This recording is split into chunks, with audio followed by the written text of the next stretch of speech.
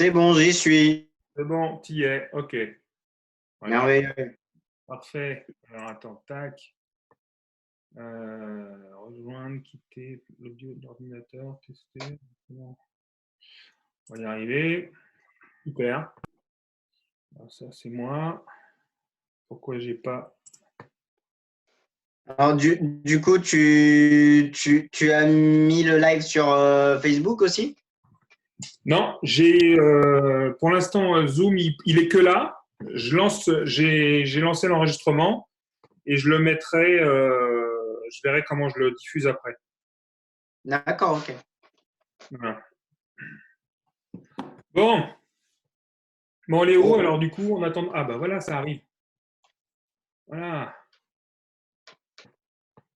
ça y est, ça arrive. Ah bah oui, ah oui, là, il y a du monde qui arrive là. Voilà. Bon, je suis désolé. Il y a eu un bug, il y a eu deux numéros qui ont été ouverts et c'était pas les mêmes numéros. Voilà. Donc, je suis ravi. Je suis désolé pour le retard. Hop, ça arrive encore. Bon. J'espère que celle-là va pas nous couper à 19h40. Je suis désolé pour le retard. Et du coup, je vais commencer. Alors, donc je vois pas tout le monde. Je connais deux, trois personnes. Léo, qui est un habitué, que je connais pas, mais qui est un habitué. Est-ce que déjà tout le monde m'entend? Oui, Vous avez, ça. ouais, vous avez le chat à côté, vous m'entendez bien. Donc vous pouvez poser les questions. Oui. Tac, voilà. Si vous avez besoin, vous pouvez poser les questions, m'arrêter. Et je vais lancer le partage d'écran. Et on va attaquer direct. On va attaquer direct. Tac. Voilà. J'espère que je verrai les personnes qui veulent rentrer. Sinon, ça risque d'être compliqué. Alors, l'objectif aujourd'hui, c'est que je vous parle des outils de la préparation mentale pour tout le monde. Salut Ulfran, je te vois. Salut, salut JC. Donc, jusqu'à présent, je parlais de la préparation mentale, principalement pour les sportifs, mais avec le confinement, je me suis rendu compte que, puis avec les différentes personnes que j'ai coachées, que la préparation mentale s'adressait à tout le monde. Donc, voilà. Et c'est pour ça que je voulais mettre en place ce système-là. Évidemment, tac, ça marche pas. 8 participants, ouais, alors le partage d'écran, ça va être galère. Putain, c'est pas possible. Excusez-moi, ça va être galère. Je vais y arriver.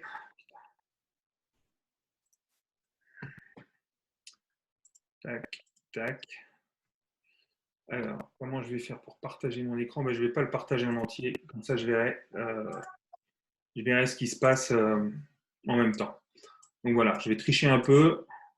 Hop, comme ça. Alors, c'est ça le problème, c'est que je vais continuer à ouvrir les séances, les sessions. Donc je repartage, on va y arriver. Voilà, donc la préparation mentale pour tout le monde.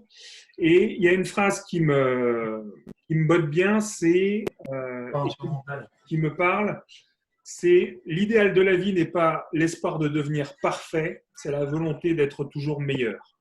En fait, pourquoi cette phrase? Parce que si on cherche la perfection dans ce qu'on fait, on peut toujours courir. On peut toujours courir, on peut toujours espérer l'atteindre un jour, mais on sait que la perfection n'existe pas.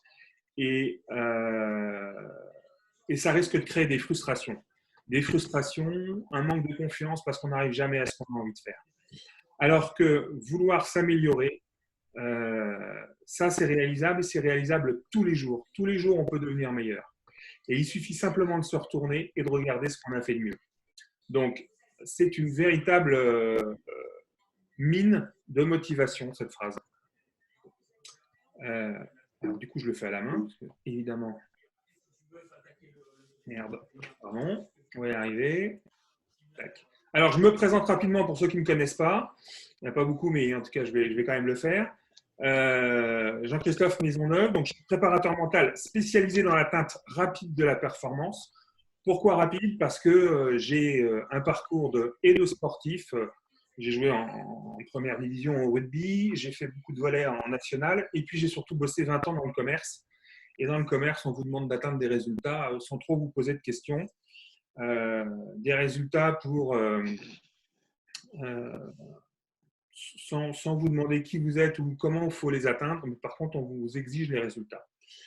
Alors, je vais quand même vous raconter une petite histoire pour vous expliquer pourquoi la préparation mentale. Alors, encore une fois, il y en a certains qui l'ont peut-être déjà entendu, mais ça a son importance pour la suite. Donc moi, j'ai vécu une enfance où j'avais un père plutôt autoritaire, voire très autoritaire, pas très valorisant, un peu alcoolique, et qui n'était pas capable de vous mettre en valorisation, en reconnaissance. Du coup, quand j'étais jeune, tout ce que je faisais n'était jamais assez bien.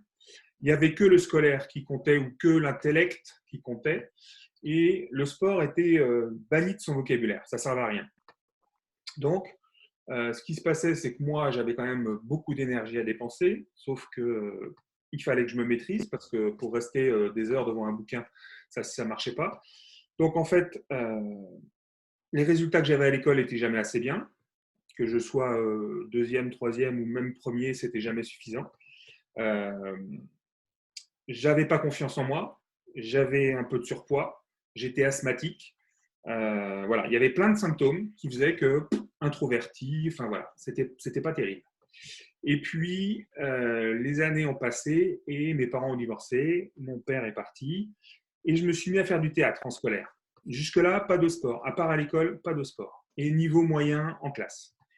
Et puis, j'ai fait du théâtre pendant 2 ans. Et dans les exercices de théâtre, je ne sais pas si vous en avez fait, mais on vous fait faire des exercices un petit peu de renaissance, d'improvisation, de concentration sur soi.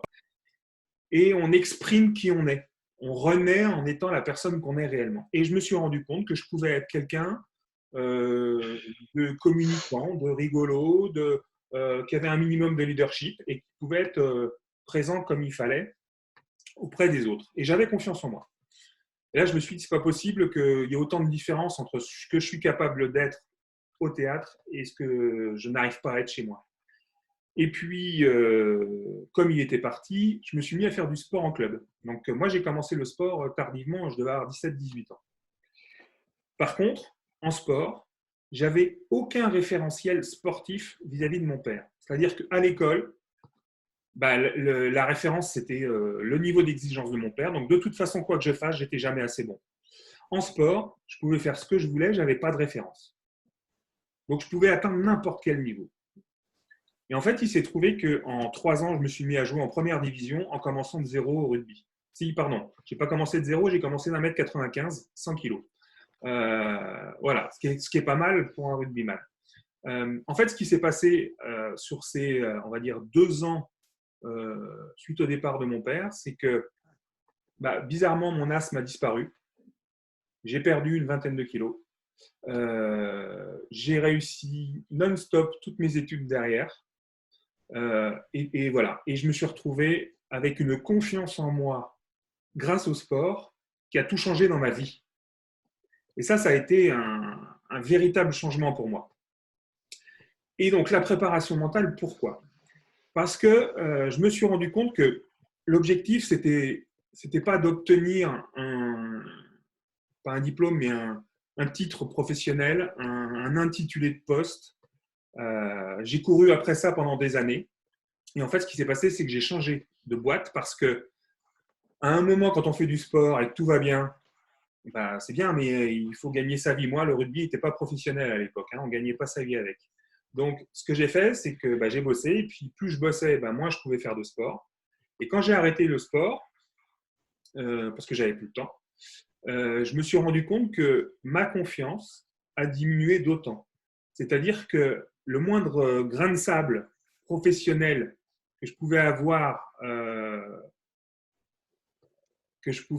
au boulot allait commencer à me faire douter, perdre confiance, parce que j'étais dans le monde professionnel. Le monde professionnel, c'était la représentation de mon père qui avait tout réussi.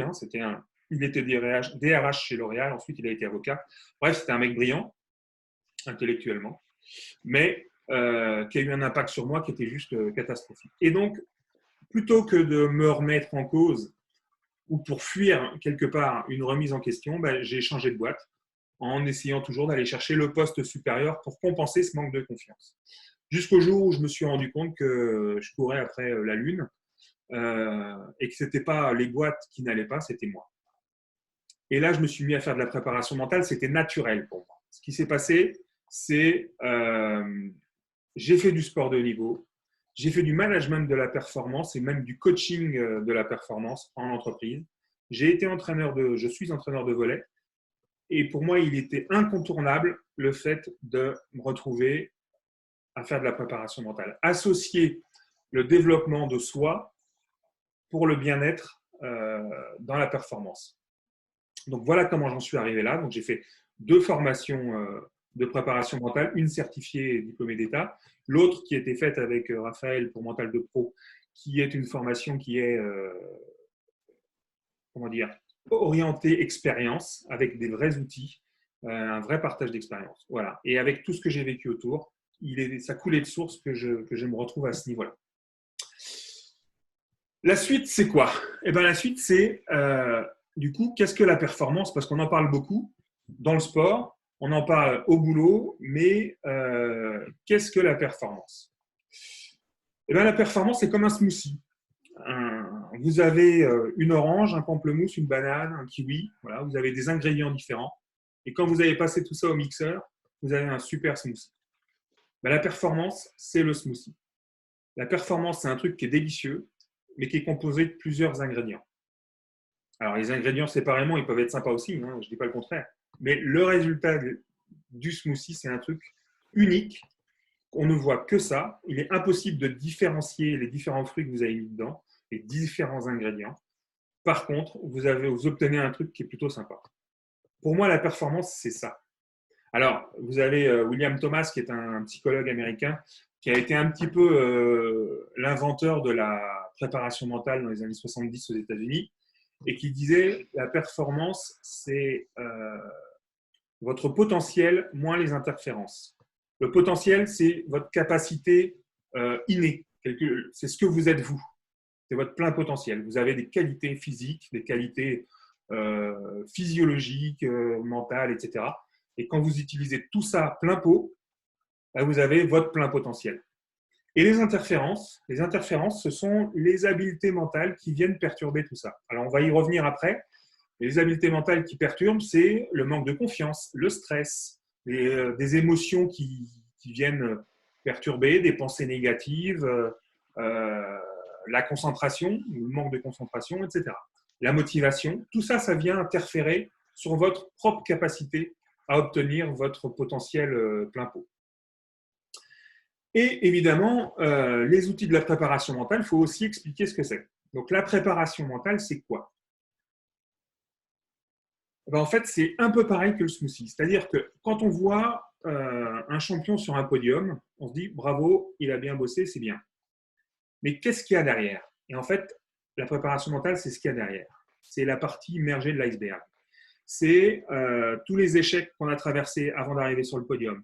C'est le travail qui a été fait, les blessures par lesquelles on est passé, toutes les séances, tous les sacrifices qu'il a fallu faire. C'est la confiance qui a pu être mise en question, c'est les peurs de l'échec, c'est toutes ces choses que vous avez traversées pour réussir à monter sur le podium. Et en fait, la préparation mentale va fixer son attention sur l'ensemble de ces éléments et faire en sorte que le smoothie soit bon, voilà, et que la performance soit bonne derrière. Vous n'hésitez pas à me couper ou à me poser des questions si vous... Voilà. Ok, je les regarderai après parce que là, dans le chat, je ne le vois pas. Mais je continue. Alors, en préparation mentale, il y a 8 outils principaux. La confiance en soi, la fixation d'objectifs, les routines de performance, le discours interne, la gestion du stress, l'imagerie mentale, la concentration et la motivation. Je ne vais pas faire le détail de tout aujourd'hui. Ce serait trop long. Je vais faire un zoom sur 2. Sur la fixation d'objectifs et sur les routines de performance. Mais vous allez voir que En travaillant sur les objectifs, je vais aborder d'autres habiletés mentales. Et en travaillant sur les routines de performance, je vais travailler aussi sur les autres. Et on va pratiquement tout aborder aujourd'hui en faisant 2 zooms. Donc, la fixation d'objectifs. On va parler des rêves, de la visualisation et de la motivation. Et pour les routines de performance, ça va être plutôt sur tout ce qui est discours interne, gestion du stress et pensée négative. Les objectifs. Alors, il y a une phrase que j'aime bien de Sénèque qui dit « Il n'y a pas de vent favorable », et c'est bien, on a un marin avec nous, « Il n'y a pas de vent favorable à celui qui ne sait pas où il va ». Je pense que tu la connais, celle-là. Je pense que tu la connais, tu as déjà dû l'entendre. Il est important d'avoir un cap. Il est important de savoir où on veut aller. Je pense que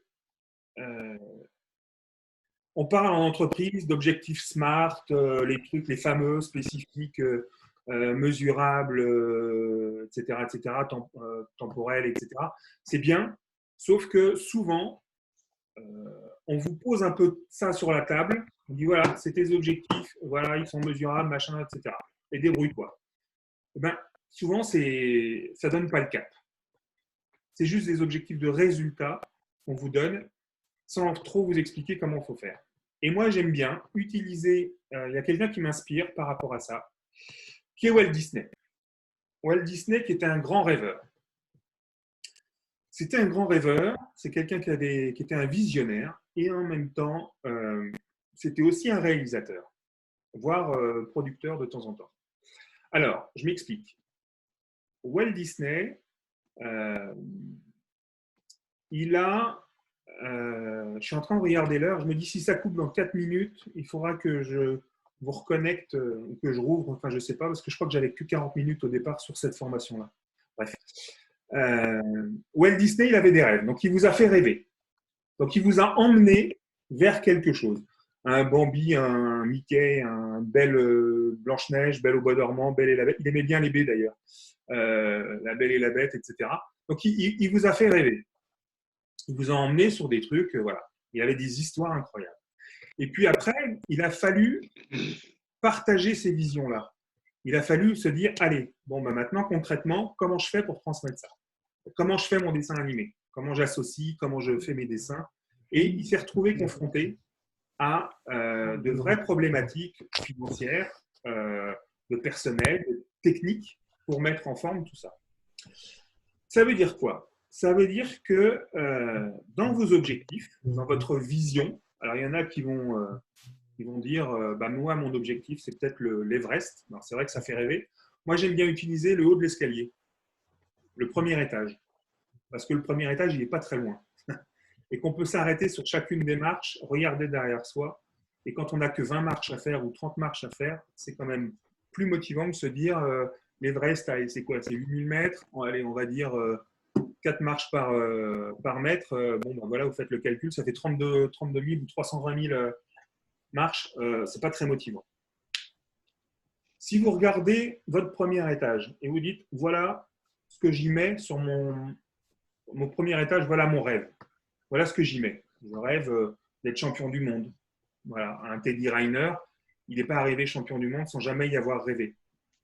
Donc je mets sur cet étage mon rêve, ma vision. Et puis, mon projet, c'est comment je vais y arriver. Et c'est comment je vais monter les marches une par une. Et si je me sens bien, 2 par 2. Mais je vais commencer une marche à la fois. Et ça c'est un truc, c'est le b.a.-ba des objectifs. Tant que vous pouvez descendre dans le comment, c'est que votre objectif n'est pas finalisé. Tant que vous pouvez dire comment je vais réussir à être chez n'importe quoi, vous voulez être champion du monde, par exemple, ou alors professionnellement, quand vous êtes salarié, moi, je veux être patron de magasin, voilà. Et comment tu vas faire pour y arriver? Il faut d'abord que je connaisse toutes les procédures. OK. Ensuite, comment tu fais pour connaître les procédures? Il faut que je me forme. OK. Comment tu te formes? Etc., etc. Un sportif qui dit, moi, il faut que je gagne 2 secondes sur mon 110 mètres haies. Okay. Comment tu vas faire? Il faut que je gagne en explosivité au départ. OK. Comment? Il faut que je travaille sur ma force physique en explosivité. Ok, comment tu le fais? Concrètement, comment tu le fais? Ben, je vais travailler sur du lourd, puis je vais travailler en explosif avec des poids lourds, etc. Ok, est-ce qu'il n'y a pas aussi quelque chose de poids? Il faut sécher, voilà. Et donc, tant que vous pouvez descendre dans le comment, c'est que votre objectif et votre marche, elle n'est pas définie complètement. S'il y a encore 3 comment, c'est que vous faites 3 marches en même temps. Et si en dessous du comment, vous vous dites, bah, c'est évident, je vais faire ça, c'est que vous êtes sur la bonne marche. Et ça, c'est quoi? C'est motivant, c'est mise en confiance, ça enlève le stress, et ça vous permet, aussi de prendre plaisir, ça vous permet de prendre conscience des progrès que vous faites, parce que c'est des pas à pas. Et c'est exactement ce qui est arrivé à Walt Disney. Il a eu des obstacles, il a eu des difficultés pour monter ses projets. Il a dû s'arrêter et il a dû se dire comment je vais faire pour aller jusque-là. Comment je vais faire pour avoir les sous. Comment je vais faire pour faire mon film. Voilà, c'est exactement lui. Et alors, ce qui est intéressant aussi, c'est le pouvoir de l'imagerie pour se voir réussir son rêve. Parce que c'est bien d'en avoir un, c'est bien de savoir qu'on va aller quelque part. Si on peut en plus visualiser le haut de l'escalier, c'est mieux. Vous pouvez très bien visualiser un escalier en colimaçon, vous pouvez visualiser un escalier en marbre qui va tout droit dans une grande demeure, machin. Vous pouvez imaginer un escalier en bois, style Greystoke. Voilà. Chacun voit l'escalier comme il le veut et la marche comme il le veut. Ben, l'imagerie, elle va vous servir à ça. Elle va vous permettre de voir comment vous allez gravir les échelons. Alors, je voulais vous faire un petit exercice, mais je crois que la plupart d'entre vous l'ont peut-être déjà fait. Peut-être Léo, mais sinon, je pense que je vais vous le faire. Ça prend, 3 minutes. Si vous me faites confiance, on prend 3 minutes et je ne sais pas si, Franck, tu vas pouvoir bouger dans ta cabine. Il faut juste se mettre debout et tendre le bras. Voilà. On a pour 3 minutes. Ah oui, ça me revient. Bon, eh ben, si ça, voilà. Ceux qui veulent le faire, on le fait. C'est pour vous rendre compte de ce qu'on peut faire avec la tête. Alors, on va prendre 2 minutes. On va se mettre debout. Voilà. Hop. Tac. Je ne sais pas si on voit. Voilà. Donc, on se met debout bien droit. Je vais retirer ça. Et ce qu'on va faire, bras le long du corps, bien ancré. Et là, on va tendre le bras droit devant, bien tendu, à 90 degrés. Et on va tourner dans le sens des aiguilles d'une montre. Voilà. On tourne, on tourne, on tourne. Le bras toujours tendu. Et on va aller chercher le bras droit toujours tendu le plus loin possible en rotation. Et une fois que vous y êtes, une fois que vous êtes au plus loin, vous fixez un point de repère sur le mur derrière en vous disant « je suis allé jusque-là ». Et vous revenez. Ok, vous avez tous votre point de repère. Bon. Maintenant, ce que je vais vous demander, c'est de fermer les yeux, de rester immobile et d'imaginer que vous vous regardez dans une glace ou alors que vous êtes en train de vous regarder en vidéo. Vous voyez votre image. Et la personne que vous voyez en vidéo lève le bras droit. Elle est en train de lever le bras droit. Pas vous. Vous ne bougez pas. D'accord? C'est que la vidéo que vous regardez qui bouge. Donc la personne, vous êtes en train de vous voir lever le bras droit, mais vous ne bougez pas. Et vous voyez ce bras droit qui tourne, et qui tourne, et qui tourne, et qui va loin derrière. Et vous le voyez même disparaître derrière les épaules et réapparaître de l'autre côté tellement il va loin. Voilà. Et puis il revient, et vous allez le revoir encore une fois.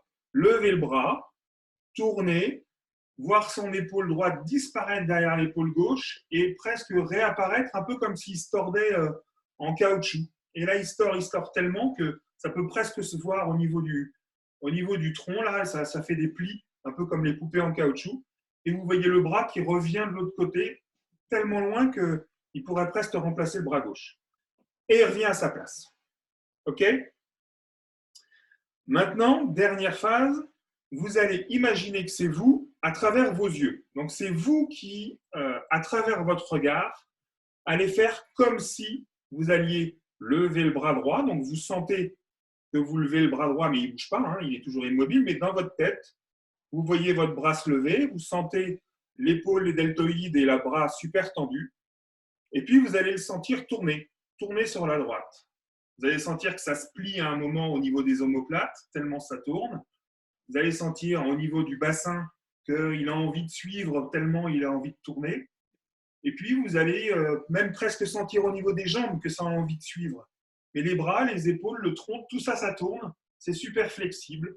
Et vous sentez votre épaule, vos pecs, tout ça, ça tourne. Et ça revient en place. Ok, vous le refaites une dernière fois.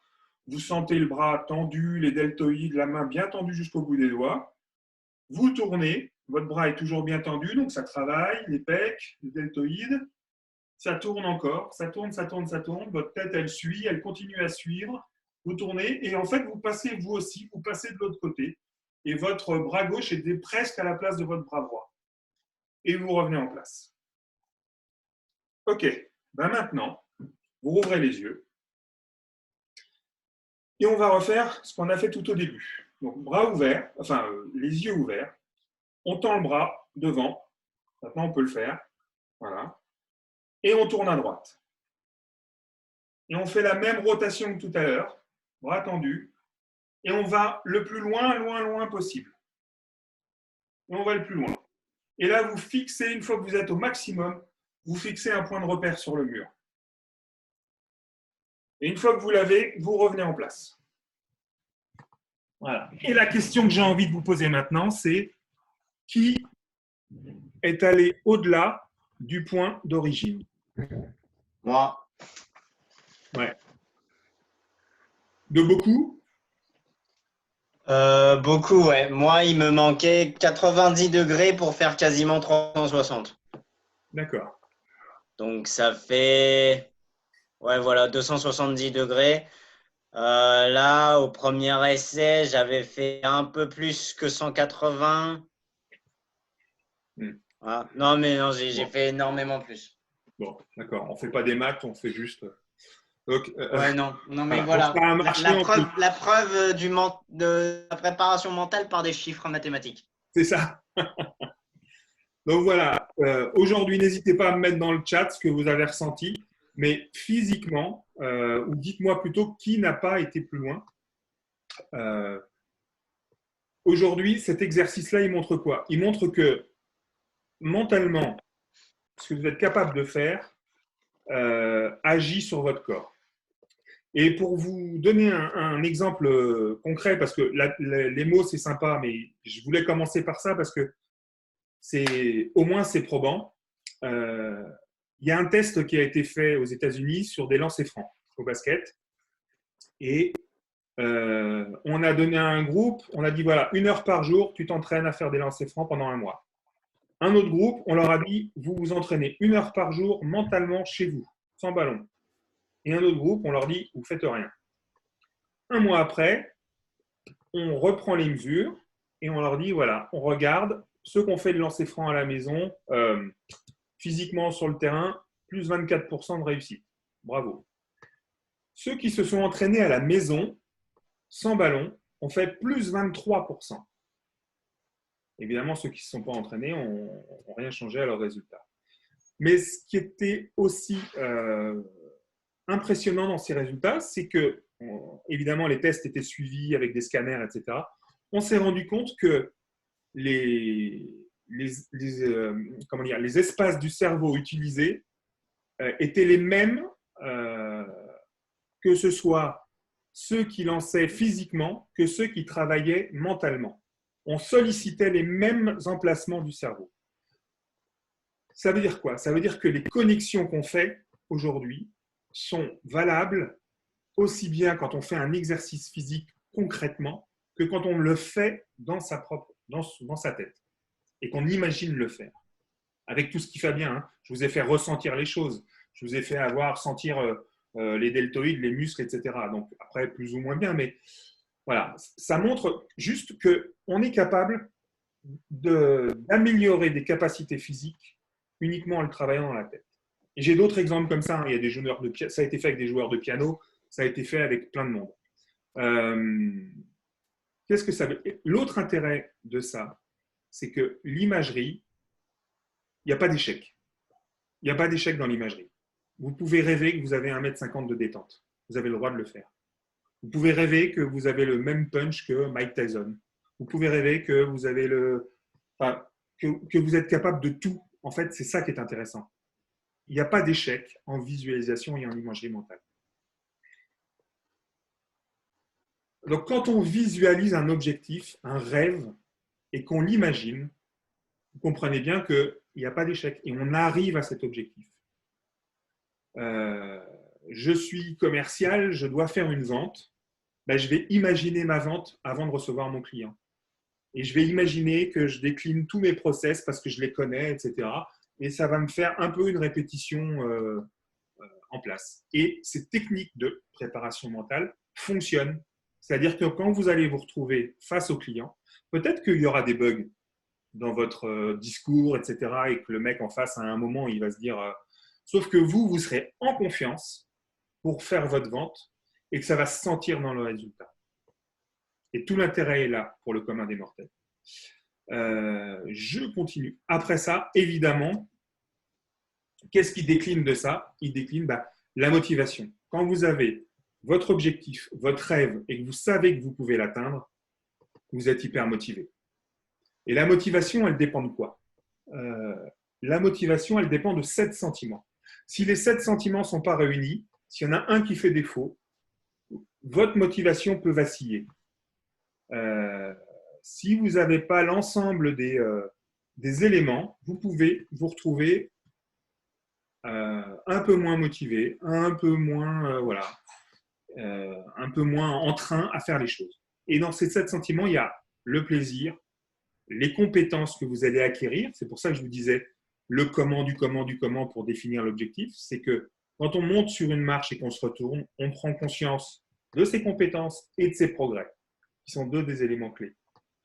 Ça donne aussi une notion d'autonomie. Plus vous allez monter l'escalier, moins vous aurez besoin de vous tenir à la rampe, parce que vous aurez confiance en vous.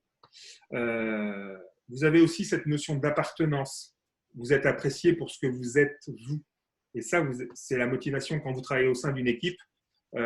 Si vous n'êtes qu'un numéro, ce n'est pas très motivant. Si vous êtes apprécié pour ce que vous êtes et les capacités… Un sportif n'est pas qu'un sportif ou un résultat. C'est aussi un être humain avec ses qualités et ses défauts. Bien évidemment, il faut prendre du plaisir dans ce qu'on fait, prendre conscience du progrès. Il faut être engagé, c'est-à-dire qu'il faut donner du sens à ce qu'on fait. Le rêve, il vous donne du sens tout de suite. Quand vous rêvez à quelque chose, vous donnez du sens vous-même à cette action.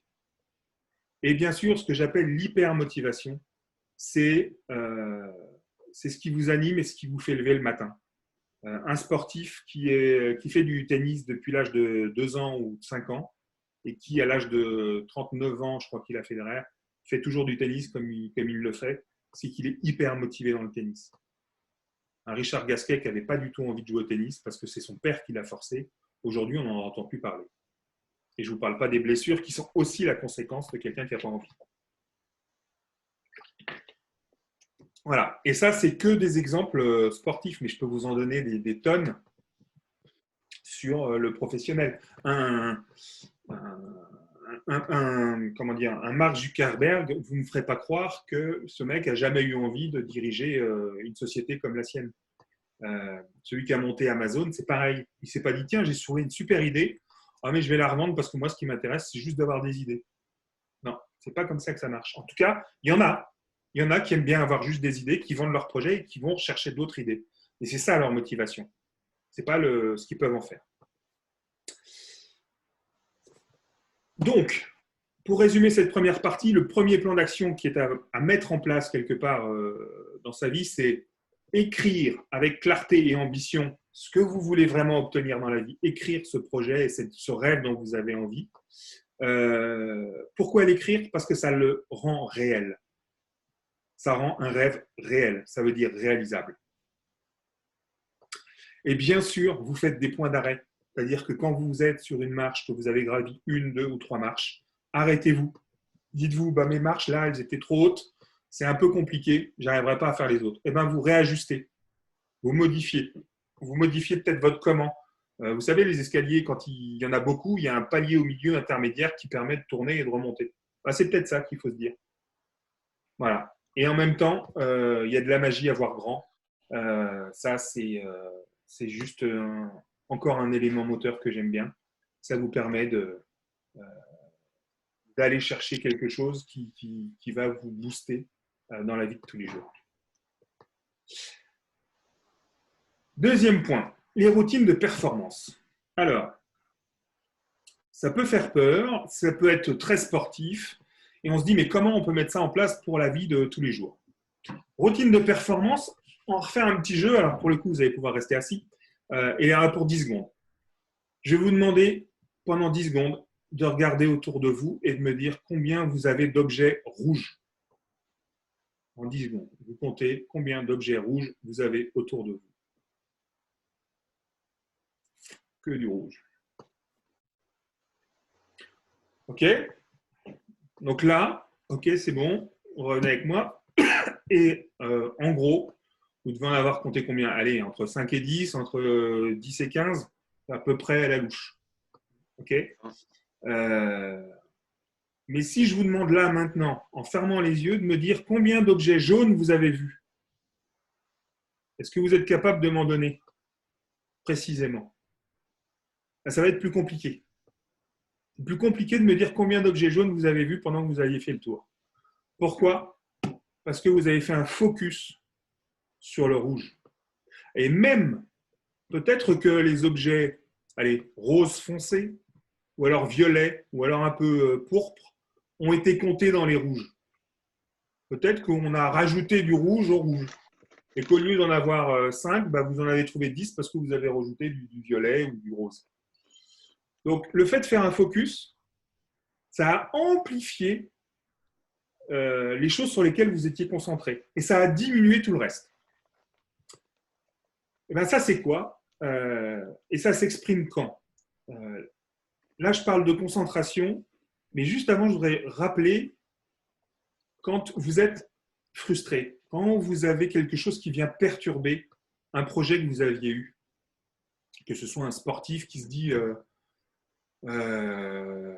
un joueur de foot, là, il va au but et boum, on lui siffle une faute. Ben non, il n'y a pas faute. Ah si, l'arbitre, il a sifflé faute. Je suis hyper frustré parce que le mec, il a sifflé une faute qu'il n'y avait pas, ou j'estime qu'il n'y avait pas, et alors que j'allais au but. Et je vais focaliser mon attention sur cet arbitre à la con qui m'a sifflé une faute qu'il n'y avait pas. Et qu'est-ce qui va se passer? Je vais me frustrer. Et puis, finalement, je vais commettre des fautes. Parce que ça va me travailler. Et je vais me frustrer et je ne vais pas jouer comme il faut. Et je vais amplifier en plus les réactions de l'arbitre. Au boulot, vous pouvez très bien avoir un patron qui vient vous voir et qui vous dit, bah voilà, tu m'as rendu ce boulot, c'est de la merde. Il faut que tu le refasses, c'est nul. Donc ça ne me plaît pas. Vous avez passé 2 jours à faire ça, vous étiez super content de ce que vous aviez fait, vous vous dites maintenant c'est bon, je lui ai rendu mon truc, c'était nickel, et il me dit que c'est de la merde. Vous portez votre attention sur quoi? Sur ce qu'il vous dit, sur la forme du message et pas du tout sur le contenu de ce que vous allez relire. Pourquoi? Parce que vous êtes déçu de sa réaction et vous faites un focus sur sa réaction plutôt que de faire un focus sur le contenu de votre document. Ça engendre une frustration, ça va amplifier les émotions que vous allez générer à ce moment-là. Et c'est là le danger. Que ce soit un sportif, un salarié, un étudiant qui va bloquer sur un QCM en disant « je n'ai pas répondu à cette question », il fait une fixette sur cette question et il va perdre un temps fou. Ben, voilà, ça arrive tout le temps. Vous demandez à vos enfants de systématiquement, je l'ai dit la dernière fois déjà, mais je pense que voilà, de ranger leur petit déjeuner ou leur goûter, et puis un jour, ils ont tout rangé, ils ont laissé une cuillère, et ben vous faites une fixette sur cette cuillère parce que vous avez fixé votre attention sur le fait qu'ils rangent leur petit déjeuner, et ce n'est pas le cas, il reste une cuillère, alors qu'ils ont rangé tout le reste. Et vous faites votre fixette. Ça amplifie les émotions. Vous allez, en faisant des focus, vous allez amplifier les émotions et générer de la frustration. Donc la concentration, c'est être capable de remettre le focus à sa place. La concentration, c'est revenir à l'instant présent sur ce qui se passe et ce sur quoi on a une action, ce sur quoi on peut maîtriser les choses. Michael Jordan disait « J'ai jamais pensé aux conséquences de rater un shoot important. Quand vous pensez aux conséquences, vous pensez toujours à un résultat négatif. » restez sur le présent. Restez sur le présent. Le mec, le patron, il me donne un truc. Ok, bah, je fais un focus. Je me concentre sur ce qu'il me dit. Ça ne lui plaît pas. Je ne suis absolument pas acteur de la façon dont il va me parler. Je ne peux pas maîtriser ça. Donc, j'ai juste à me concentrer sur ce que j'ai fourni comme travail. Tout simplement. Si je faisais un focus là sur mes enfants qui ne rangent pas leur goûter ou leur petit déjeuner, ouais, en restant concentré sur l'instant présent, j'aurais pu voir que l'ensemble de la cuisine était rangée et j'avais juste ma cuillère à prendre et à ranger. Et puis, si j'avais fait ça moi tout seul, sans me poser de questions, sans amplifier le fait que tout n'était pas nickel, bah, il n'y aurait même pas eu de sujet. La cuisine était nickel en enlevant la cuillère. Donc, la concentration, c'est ça. Elle vous permet de revenir sur ce qui est maîtrisable. On appelle souvent ça le tunnel de la concentration. Tout ce qui est hors du tunnel, voilà. Vous jouez au tennis, il y a du vent, bah, vous y êtes pour rien, vous n'allez pas arrêter le vent. Bon, bah, vous jouez au tennis avec le vent. Et puis c'est comme ça. Je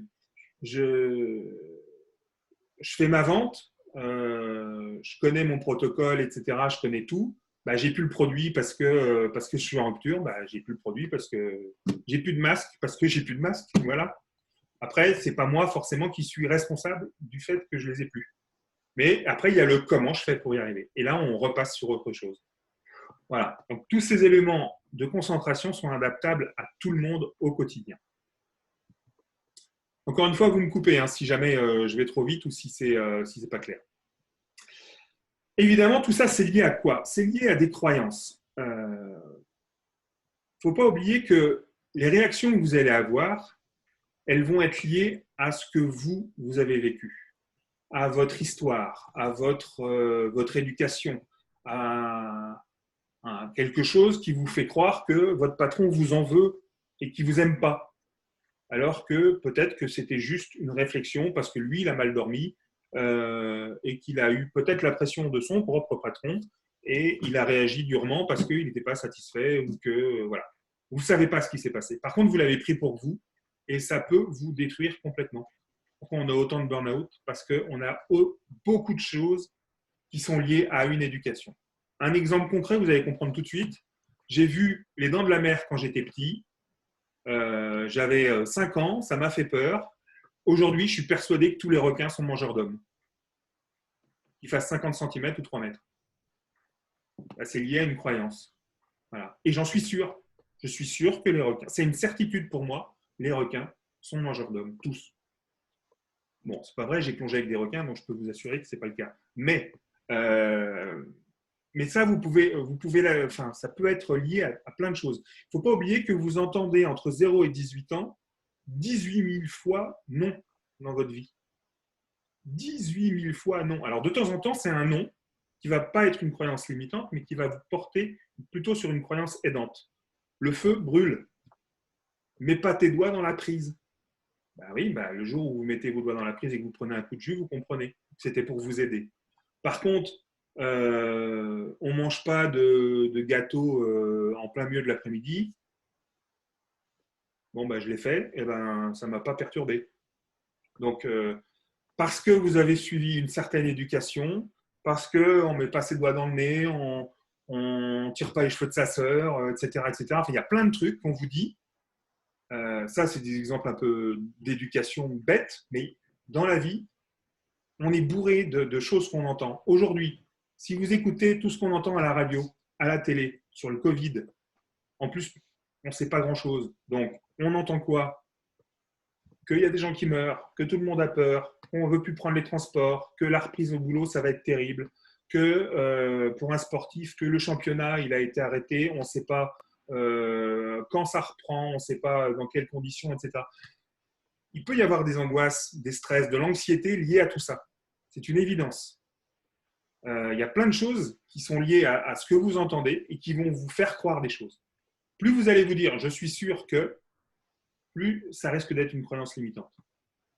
Et ce genre de choses, il y a eu des tests, je ne vous dis pas ça en l'air, il y a eu des tests qui ont été faits, qui ont été prouvés. Alors, je vais en prendre qu'un des deux pour pas que ça dure trop longtemps, mais sur des asthmatiques, par exemple.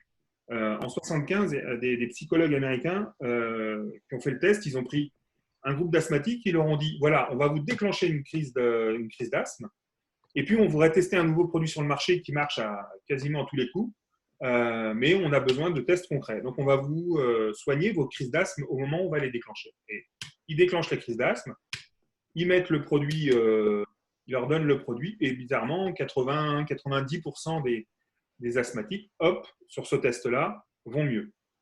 Et puis, à la fin, ils leur disent, évidemment, vous avez eu un produit placebo, hein, on vous a donné de l'eau salée pour soigner votre asthme. Mais l'autre chose, c'est qu'on a déclenché votre asthme avec de l'eau salée. Vous n'aviez aucune raison de déclencher l'asthme et vous n'aviez aucune raison de ne plus en avoir, si ce n'est ça. Je ne sais pas si... vous m'entendez encore. Voilà, tout ça pour dire que ce qu'on croit a une action réelle sur nos actions. Exactement la même puissance de l'imagerie mentale. Hop, qu'est-ce que ça implique? Si je fais une carte mentale, si je fais un schéma, qu'est-ce que ça implique? On a la réalité telle qu'elle est. Et puis, avec notre filtre, c'est-à-dire nos croyances, nos valeurs, notre historique, notre éducation, ce qu'on entend, on va déformer la réalité et on va s'en faire une représentation. Un requin est un mangeur d'hommes. J'en suis persuadé. Derrière, qu'est-ce que ça engendre? Une émotion qui va être soit du stress dès que je vois un requin, soit de l'anxiété, ou au contraire, en fonction de la joie, de la colère, enfin bref. Vous allez générer une émotion qui est en plus amplifiée, parce qu'elle est liée à une croyance, et ça va engendrer un comportement. Je ne vais pas me baigner en pleine mer parce que j'ai peur des requins. Un autre exemple tout bête, beaucoup plus concret, qu'on peut voir chez les sportifs, les gamins au tennis, là, entre 8 et 12 ans, ils arrivent à un tournoi et ils disent « Oh, t'as vu, il a le sac de Nadal, la raquette de Nadal, il a le bandeau de Nadal, il doit être monstrueux, il doit être super fort. » La réalité, c'est que vous avez un gamin qui arrive, lambda, mais équipé. Bon. Le filtre, c'est « J'identifie et je crois que la tenue fait de ce gamin un gamin super fort. » Donc la représentation que je me fais, c'est que ce gamin, il joue comme Nadal. Et quand je vais attaquer mon match, il est déjà à moitié perdu. Les émotions qui vont être engendrées par ça, c'est quoi? Je vais manquer de confiance en moi, je vais peut-être stresser et je vais faire des fautes. Et ça, c'est le comportement que je vais adopter, c'est que je ne vais pas être bon. Et je vais quasiment sûr perdre le match. C'est des comportements que vous pouvez avoir face à une équipe contre laquelle vous avez déjà perdu 2 fois ou 3 fois. Un peu un PSG Marseille ou un PSG Barcelone ou je sais pas quoi, ou Real, enfin bref, je sais plus. Mais voilà, c'est typiquement le genre d'attitude. Et c'est exactement la même chose dans la vie de tous les jours, professionnellement. Un entrepreneur qui peut se retrouver face à une situation qu'il a déjà connue et qui lui rappelle des choses. Et ça génère du stress. Le fameux stress, la fameuse gestion de stress. Pourquoi? Parce que le stress, c'est la différence de perception, c'est la différence entre la perception d'une situation, c'est-à-dire ma représentation de la réalité, et l'estimation des ressources que j'ai. Les ressources par rapport à une représentation, si je fausse la réalité, forcément, mes ressources ne vont pas être à la hauteur. Ça va rarement dans le bon sens. Je ne vais pas fausser la situation. Alors oui, ça arrive quand on a un excès de confiance. Mais l'excès de confiance, il va donner aussi lieu à un comportement qui est inadapté. Je m'entraîne moins, je n'ai pas besoin de réviser et on se plante. Donc, ça peut générer aussi un stress différent, mais en tout cas, la réaction est inadaptée par rapport à la réalité. Et ça a un impact physique et psychique. Le stress, au départ, le cerveau déclenche le stress comme réflexe face à un danger. Les hommes préhistoriques, ils étaient stressés quand ils voyaient un mammouth ou un je sais pas quoi, un truc leur foncer dessus. Donc c'est un réflexe de défense. Donc physiologiquement, ça déclenche des choses. Pardon. Vous avez votre système nerveux sympathique qui va déclencher une augmentation du rythme cardiaque, donc de la tension artérielle. Vous allez avoir une vascularité qui va s'accélérer. Vous avez les muscles donc, qui vont travailler. Ça va générer du glucose. Ça va générer une respiration plus abondante, de l'adrénaline, etc. Et donc, il y a une vraie réaction physique. Et si on ne calme pas ça, si on ne sait pas gérer cette situation, bah, à force de solliciter tout ça, de l'adrénaline, etc., du glucose et autres, bah, à un moment, l'énergie rechute, on va être fatigué. Psychologiquement, on peut se mettre en situation de stress en permanence. Donc, les émotions qui sont liées au stress, les pensées qui vont être liées au stress, une pensée d'anxiété, voire de colère parce qu'on ne comprend pas, on fait un focus et on amplifie l'émotion, etc., etc. Donc, ce stress, c'est un peu cette bête noire pour moi plus forte que le Covid ou que la rage ou que tout ce qu'on peut entendre. Alors attendez, je ressors parce que j'ai quelqu'un qui veut rentrer. Tac. Je sais qu'il est. Non. Voilà. Et donc, je reviens. Donc, ce stress, c'est la maladie du siècle. C'est plus fort que tout parce que c'est amplifié et que ça génère tous les types de réactions qui ne sont pas les bonnes. Et pour ça, on a des solutions pour gérer ça, qu'on appelle les routines de performance, qui reviennent au sujet dont je vous parlais tout à l'heure, c'est-à-dire qu'il y a les routines classiques qui sont bien sûr d'avoir un bon sommeil, une bonne alimentation, faire de l'exercice physique et faire de la relaxation ou de la respiration tous les jours. Trouver ces cycles de sommeil, c'est hyper important, hein, 1h30. On compte des cycles d'1h30 en moyenne. Alors, peut-être pas chez les marins avec leur quart, etc., c'est un peu différent. Mais en tout cas, le rythme classique, c'est 1h30 de sommeil. Et puis, c'est des multiples d'1h30. L'alimentation, avoir une alimentation saine pour vous donner de l'énergie, pour ne pas fatiguer votre corps, etc., c'est important. L'exercice physique, c'est 1 demi-heure par jour minimum pour oxygéner votre corps, pour oxygéner votre cerveau, pour faire circuler le sang, et ça, voilà. Et la relaxation ou la respiration sont des exercices qui vont dans le même sens que l'exercice physique. C'est primordial d'avoir ce moment d'introspection pour comprendre à quel niveau on en est dans ses émotions et les contrôler. La respiration, la cohérence cardiaque ont des impacts physiologiques. La respiration a un impact physiologique. Je vais pas trop en parler aujourd'hui parce que sinon je ne vais pas m'arrêter. Mais voilà, autant que l'exercice physique, la relaxation ou la respiration, il y a différentes techniques, vous apportent énormément sur votre capacité à vous connaître et à vous gérer. Et l'autre point, on travaille énormément en PNL, donc en programmation neurolinguistique, c'est le travail sur l'ancrage. Vous avez votre expérience, vous avez ce que vous vivez. Donc, le moment présent, c'est votre patron qui vous dit « je ne suis pas content », quel que soit le motif. Si vous, derrière, s'il y a le stimulus, c'est votre croyance. C'est ce qui va venir interpréter la réalité de ce qui se passe. Vous allez arriver dans un état qui n'est pas forcément celui qui est désiré. Donc, l'objectif, il est de faire appel à ce qu'on appelle en PNL vos états internes aidants, c'est-à-dire votre capacité à générer des émotions positives. Ça peut être aussi de la colère. Vous pouvez avoir besoin de colère pour réagir. Un gars qui fait de la boxe, il va peut-être avoir besoin de s'énerver un petit peu pour aller en combat. Et s'il fait trop de relaxation, il va s'en prendre une dans la tronche et on ne va plus entendre parler. Donc, il faut bien savoir où vous voulez aller, quel est l'état désiré que vous voulez obtenir, c'est-à-dire votre objectif, hein, votre rêve quelque part. Il est là, votre rêve. Hein. C'est l'état que vous voulez obtenir, l'état dans lequel vous voulez être, et quel que soit ce qui se déclenche. Et si vous êtes capable de faire appel à des émotions que vous avez choisi d'appeler, et non pas qui vous submergent, mais que vous avez choisi d'appeler, une fois que vous les avez, vous les ancrez, soit avec un mot, soit avec une image, soit avec un geste, et ensuite, ça vous permet de rappeler systématiquement cet état désiré quand vous le voulez.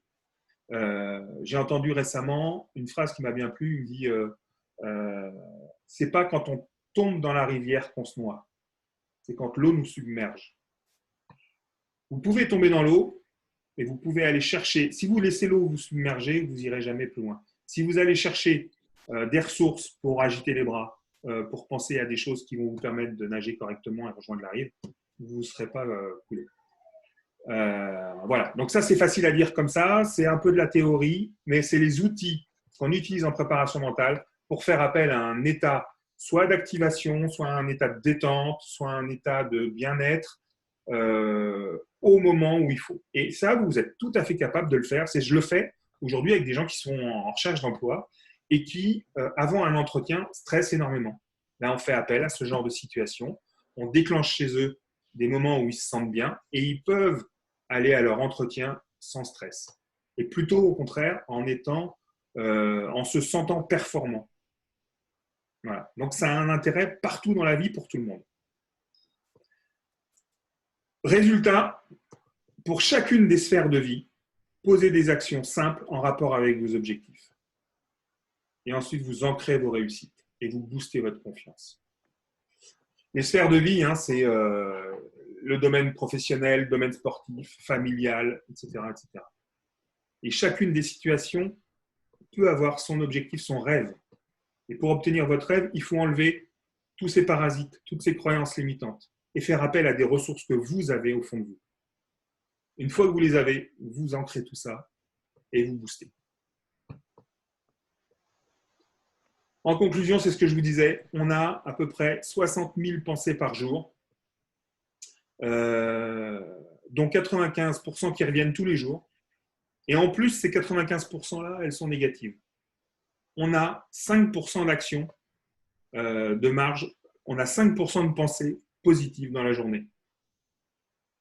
Donc notre champ d'action, il est limité. Donc il faut vraiment être capable de cibler les moments où on a besoin de ça. Alors, la bonne question, c'est est-ce que la vie est simple? Tout simplement. Est-ce que vous êtes heureux? Oui, très bien, changez rien. Vous ne l'êtes pas, est-ce que vous voulez l'être? Si vous voulez être heureux, changez quelque chose. Si vous voulez rester comme vous êtes, ne changez rien. Einstein disait, on ne peut pas résoudre un problème avec les mêmes modes de pensée que celui qui a généré le problème. Moi, j'avais mes soucis avec mon père. Alors, régler le problème, ça n'a pas été de me débarrasser de lui. Ce n'était pas ça le sujet. C'était de comprendre là où il avait une action et là où il n'en avait pas. Et à un moment, j'ai décidé, j'ai compris que je pouvais décider qu'il pouvait ne plus avoir d'action sur moi. Voilà, donc saisissez l'opportunité. Aujourd'hui, vous pouvez passer à l'action, vous pouvez mieux vivre votre quotidien, vous pouvez être heureux, vous avez le droit, c'est un état d'esprit. Dites-vous qu'il n'y a de limite que celle que vous vous imposez. J'adore cette phrase. On a tous un potentiel illimité. On est tous capables de faire des grandes choses. Donc la question c'est, est-ce que vous êtes observateur ou est-ce que vous êtes joueur, acteur? Voilà. Je terminerai comme ça. La balle est dans votre camp. Vous pouvez modifier, vous avez le choix de modifier votre état d'esprit au quotidien. Vous avez le choix d'être positif quand vous vous levez le matin. Ça, c'est la magie de ce qu'on peut faire. C'est que vous avez le choix de l'état d'esprit dans lequel vous allez vous lever. Et ça a plus de force que tout le reste. Voilà. Si vous décidez de vous lever en vous disant « mon rêve, c'est ça, je sais comment je vais y arriver, je sais qu'il y a des choses sur lesquelles ça va venir un peu me pourrir mon quotidien et venir perturber la façon que je pense y aller, mais je suis conscient que ces moments-là peuvent me perturber. Si je fais un focus dessus, je peux prendre le temps de prendre du recul et me dire, est-ce que j'ai une action sur ça? Est-ce que je contrôle? Est-ce que je peux maîtriser ça? Non, ça, c'est pas moi. Donc, il ne faut pas que ça me pourrisse la vie. Et s'il y a quelque chose qui vient vous pourrir la vie, remerciez. Trouvez les gratitudes pour. Si un jour, vous avez... là, j'ai ma femme qui n'en pouvait plus parce que son patron lui parle d'une certaine façon et elle fait un focus dessus. À un moment, je lui dis, OK, c'est quoi les 25 opportunités à ce que ton patron te parle comme ça. Et quand vous abordez les choses sous un aspect positif, vous allez voir que vous allez vous détacher du focus et de cette amplification des émotions. Vous allez décrocher ça et en plus, vous allez faire venir des émotions positives. Voilà. On dit que, j'avais pas vu la question, pardon, on dit que la sécrétion de cortisol et du stress, due au stress, est mauvaise. Qu'est-ce que c'est exactement? Alors, le stress, c'est plutôt de l'adrénaline. La cortisol, il faut l'éliminer. Et par la respiration, il y a certains types de respiration qui permettent d'éliminer rapidement l'adrénaline ou la cortisol. La cortisol, elle a un impact sur les muscles, musculairement, physiquement. Et que les étirements, le travail sur l'élimination, tout simple, un peu comme de la, comment on appelle ça, quand on fait un exercice, l'acide lactique, c'est un peu la même chose. Il faut l'éliminer. Et c'est pas si mauvais. Enfin, je veux dire, c'est mauvais quand elle est dans la durée. Quand on n'arrive pas à se débarrasser de ce stress immédiatement, on risque effectivement de générer des problèmes de santé. Comme je vous disais tout à l'heure, il y a le système parasympathique et le système sympathique. Le système sympathique n'a rien de sympathique. C'est lui qui déclenche toutes ces alertes physiques. Et il faut être capable de générer son système nerveux parasympathique qui, lui, va calmer tout ça. Voilà. Est-ce que j'ai répondu à vos questions? Est-ce que vous avez des questions? Bon, c'était moi. Est-ce que vous avez des questions? Non? Pour moi, ça me va. Parfait. Bon, bah écoutez, c'était la dernière.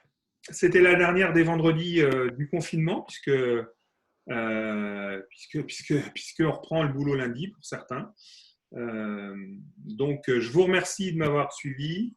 Je vais essayer d'enregistrer cette conférence et je vais voir si je peux la mettre sur. Je vais voir comment je peux la mettre sur les réseaux, ou sur LinkedIn ou sur mon site, où je vais voir. Voilà. Je vous remercie en tout cas d'avoir été patient dès le départ pour avoir trouvé le bon numéro. Je suis désolé pour ce retard.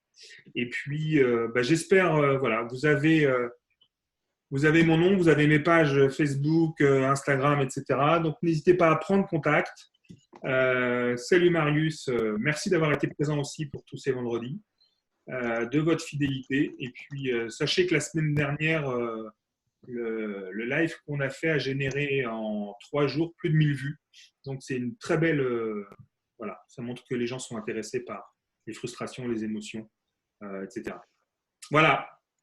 Je vous souhaite une bonne soirée et puis une prochaine. Bonne soirée à tout le monde.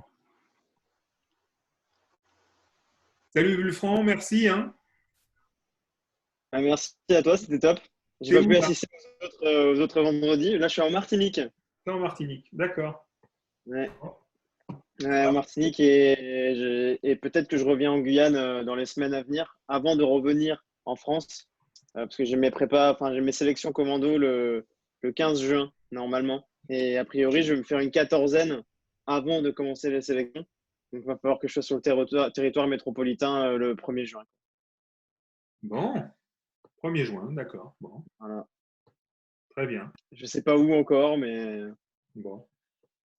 J'aurai bientôt l'information, j'espère, en tout cas. C'est ça. Bon, écoute, pour les préparations des commandos, peut-être qu'on se rappellera. Ouais, justement, je me suis dit que ça pouvait m'intéresser. J'ai noté plein de choses, j'ai pris plein de notes. Donc, je vais regarder un petit peu ça et puis je te recontacterai très certainement. J'ai pas mal de trucs sur notamment la gestion du stress. Je pense que c'est le point le plus important pour moi. Okay. Très bien. Bon, écoute, demain, moi, je fais une intervention avec un ancien passeur de l'équipe de France de volley et puis le patron du Paris Volley, justement, sur la sortie de crise et le déconfinement, parce qu'on s'aperçoit qu'il y a effectivement beaucoup de craintes ou des joueurs qui ne savent pas trop gérer leurs émotions. Soit c'est de la frustration, de la colère, ou alors au contraire, ils se sont laissés aller Et du coup, c'est devenu des grands tas tout mous. Et donc, voilà, il va falloir gérer ça. Et donc, il y a une chaîne spécialisée dans le volley là, qui s'appelle SHEO Sport TV. Et d'ailleurs, elle est à La Réunion. Et en fait, voilà, ça fait 15 jours pendant le confinement, là, ça fait 3 semaines oui, qu'ils font des vidéos tous les soirs sur des thématiques sympas. Et là, c'est moi qui anime demain à 13h. Voilà. Ok. Donc, ça va être sympa. Voilà, bon, bah écoute, bonne soirée. Merci. Bon, nous, il est 14h20 là. Ouais, ça va. Bah, nous, tu vois, on va faire Ça va. apéro Ouais. Skype. Voilà. Bon, Bisous allez. à tous. Ouais. Bisous à Zanzan. Ouais, ça roule. Allez, ciao. Merci Salut. Alex. Ciao. Salut Léo. Salut, merci pour tout. Je t'en prie. N'hésite pas hein, si tu as besoin. Oui, bah officiellement, bah tu vois, même si je suis en Île-de-France, bah, décidément le tennis reprend dès la semaine prochaine. Ouais. Donc je vais reprendre le chemin des entraînements aussi, avec beaucoup de précautions, mais je vais reprendre parce que voilà, dans la presse de Bretagne, on nous dit qu'il y a une possible reprise des tournois d'ici fin juillet. Donc si on reprend partout, bah moi il faut que je sois prêt quand même. Mentalement, physiquement, techniquement, tactiquement, bref, partout. Donc, ouais, voilà, on va reprendre. Bon. Voilà. C'est bien, j'ai l'impression que tu as bien bossé ton mental là, donc ça devrait être. J'ai énormément bossé le mental, quitte à moins bosser mon côté, on va dire, un peu physique. Et ouais, les résultats sont là parce que j'ai pris 2 classements en l'espace de 3 mois. Donc, voilà, les résultats sont là. Bien sûr. Voilà, donc reste à savoir, est-ce que la saison est morte ou est-ce que j'ai encore quelques tournois à gratter. Voilà, sachant qu'il me manque encore très peu de points pour passer un 3e classement, donc ce serait cool quand même si j'arrive à me prendre au moins 1 ou 2 tournois, parce que voilà, ce sera vraiment con, quoi. Ok. Bon, Voilà. eh ben écoute, bon courage, bonne reprise. Merci. Allez. Et bon courage toi aussi. Merci. Ciao. Ciao.